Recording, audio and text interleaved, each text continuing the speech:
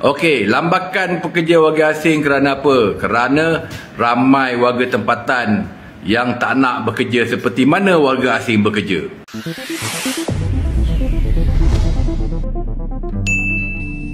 Assalamualaikum warahmatullahi wabarakatuh. Halo, salam jumpa lagi di channel ini. Semoga semuanya dalam keadaan sehat walafiat dan selalu diberikan rahmat oleh Yang Maha Kuasa. Ya, eksistensi warga asing yang datang ke Malaysia dan semula datang dengan tujuan bekerja pada sektor-sektor tertentu kini sudah melewati batas dan ditengarai melanggar aturan karena hingga berniaga dan membuat resah warga tempatan Malaysia. Belum lagi ditambah dengan lalu lintas pekerja ilegal yang juga kian marak dan menambah persoalan di negara tetangga ini. Sebagaimana pada video kami sebelumnya bahwa fenomena akan aktivitas warga negara asing ini sudah melecut reaksi dari warga tempatan dengan melakukan protes bahkan hingga razia di lokasi-lokasi tertentu yang ditengarai banyak warga asing dan melakukan aktivitas perniagaan, dan bahkan warga tempatan seakan seperti menjadi warga asing di negaranya sendiri karena ramai dengan hingar-bingar warga asing dari beberapa negara. Namun ada juga individu-individu di negara jiran yang mempunyai opini berbeda atas keberadaan warga asing ini, sebagaimana video-video yang beredar di media sosial. Sekarang warga tempatan duk pungut. Warga asing sudah naik minyak. Warga asing sudah nak naik pijak atas kepala. Macam-macam duk pungut. Pasal apa? Siapa punya silap? Kita ada perlembagaan, kita ada rukun negara, kita ada raja, kita ada kerajaan, segala-gala undang pun ada. Tapi undang-undang ni semua lembik kepada warga asing. Sebab apa? Kerajaan yang lepas-lepas semua asyik sangat, mau kemewahan. Inilah akibat dia. Sekarang apa boleh buat? Dia orang dah banjir dah. Kemana aja pergi, Bangla ada, Rohingya ada, Myanmar ada, Nepal ada. Dia orang buat negara Malaysia ni macam negara atuk nenek dia orang. Tahu tak? Kita sekarang duduk mengungut, duduk bising buat apa? Undang-undang asyik tak tegas. Cuba tegaskan undang-undang tengok. Pendatang asing datang untuk bekerja di sektor-sektor yang tertentu kan. Setakat kerja tu je lah. Apa nak bagi sampai meniaga? Apa nak bagi dia jadi businessman? Siapa punya undang-undang? Siapa yang bagi peluang? Kalau kena warga tempatan buka satu warung tepi jalan dah kena roboh. MPPKJ lah, itulah inilah datang roboh kan. Kenapa tak boleh loot dengan warga asing? Lembik. Ada lembik. Pasal apa? Ada masuk. Yang lepas-lepas semua masuk. Asyik mencari kekayaan.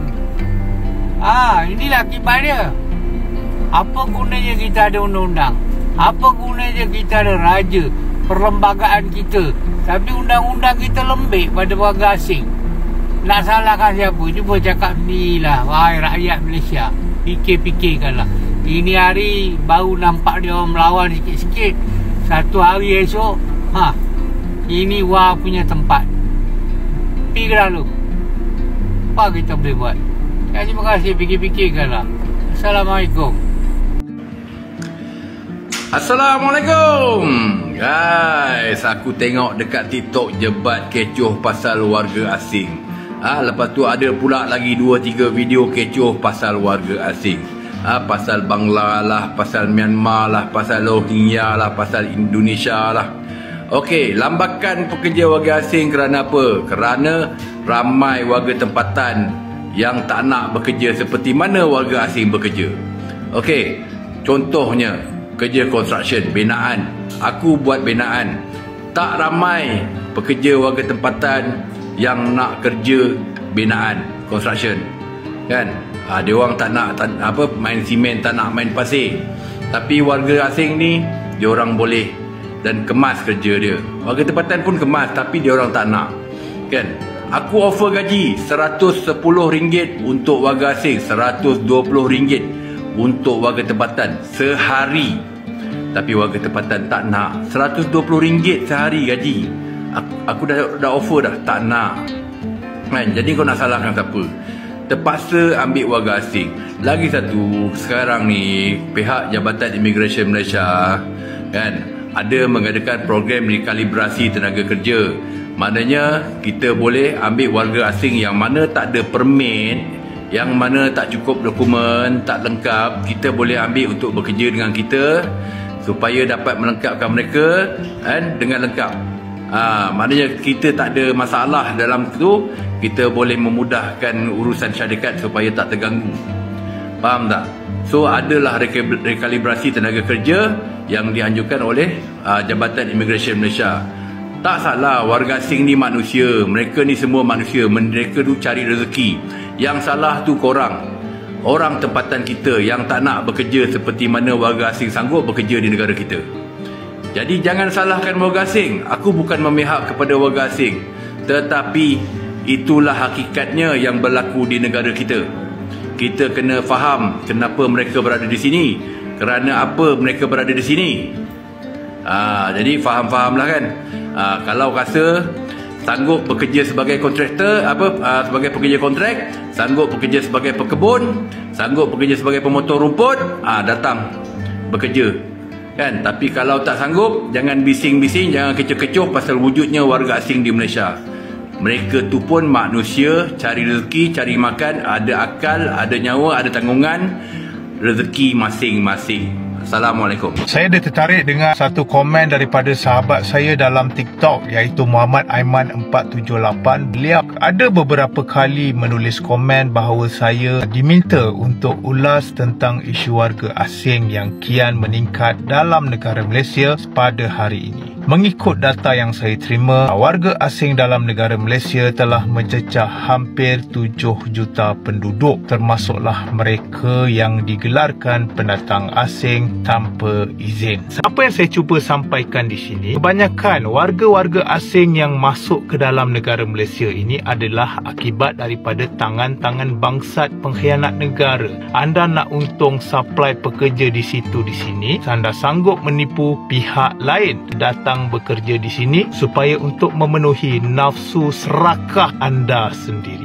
Sehingga hari ini kalau kita lihat, kerajaan baru memerintah tak sampai 10 bulan, ramai yang strike kerajaan baru ini bahawa warga asing telah banyak dalam negara Malaysia kerana kita sendiri memejamkan mata kita pada ketika dahulu. Kenapa saya bangkitkan isu warga asing ini? Untuk pengetahuan anda, bila warga asing sudah terlalu ramai dalam negara Malaysia, berkemungkinan besar akan menjejaskan stok barangan asas bersubsidi. Ini kerana anda lihat kedai-kedai runcit di dalam negara kita, majoritinya dimonopoli oleh warga asing. Ada yang cakap dengan saya, pihak berwajib tak buat kerja, tak halau warga asing ni daripada berniaga di kedai. Tapi tahu tak anda, kebanyakan warga-warga asing ini akan menggunakan alasan bahawa tauke mereka berkahwin dengan orang Malaysia. Sebab itu beliau boleh dapat kedai dalam negara Malaysia. Apa yang saya cuba nak bagi tahu kepada anda, mereka yang konon-kononnya dikatakan berkahwin dengan warga asing dan bagi niaga di sini, sebenarnya itu satu pembohongan. Inilah yang kita panggil sebagai bangsat negara dan juga pengkhianat negara. Kau ambil lesen dengan pihak kementerian, kau warga negara Malaysia, dan kau sewakan lesen kepada warga asing dengan niat sebenar kau adalah untuk untung atas angin. Betapa bangsatnya kamu ini, dan akhirnya warga asing ini terpaksa bekerja di tempat anda dan menyewa lesen anda. Akhirnya mereka ada sesetengahnya yang menyorok bekalan asas subsidi ini untuk kawan-kawan mereka saja. Jadi saya tak nak salahkan pendatang asing 100%. Kalau tak wujudnya bangsat yang menyewa kepada warga asing ini, percayalah kedai-kedai dalam negara kita insya-Allah tidak akan dimonopoli oleh warga asing. Jadi kepada sahabat-sahabat saya yang banyak terjah kedai-kedai warga asing, tolonglah siasat mereka. Siapakah sebenarnya bangsat yang membenarkan mereka sewa di kedai tersebut? Kita hapuskan bangsat ini dulu dan seterusnya kita jumpa pihak kementerian supaya kita boleh hantar warga asing ini balik ke tempat asal mereka.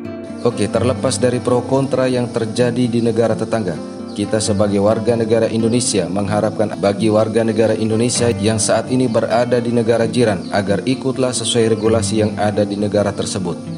Dan jika ada warga negara Indonesia yang ingin merantau ke negara manapun, sebaiknya mengikuti jalur resmi.